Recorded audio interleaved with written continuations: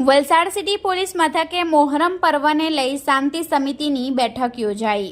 તારીખ 15 જુલાઈ સોમવારના રોજ 4:30 કલાકની મળતી માહિતી મુજબ વલસાડ સિટી પોલીસ મથકે આજરોજ આવનાર મોહરમ પર્વને લઈ મુસ્લિમ બિરાદરો તેમજ તાજિયા કમિટી સાથે ડીવાયએસપીની અધ્યક્ષતામાં શાંતિ સમિતિની બેઠક યોજાઈ હતી।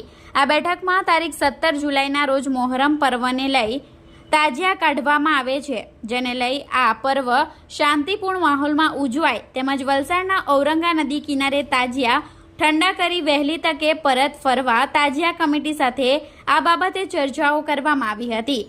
આ શાંતિ સમિતિની બેઠકમાં રૂરલ પીઆઈ બીડી જીત્યા, સિટી પીઆઈ પરમાર સાહેબ તેમજ ડીવાયએસપી AK વર્મા તેમજ વલસાડ જિલ્લા પોલીસ વડા ડોક્ટર કરણરાજ વાઘેલા ખાસ ઉપસ્થિત રહ્યા હતા, જેમાં તાજિયા કમિટીઓને વિવિધ સૂચનો કરવામાં આવ્યા હતા।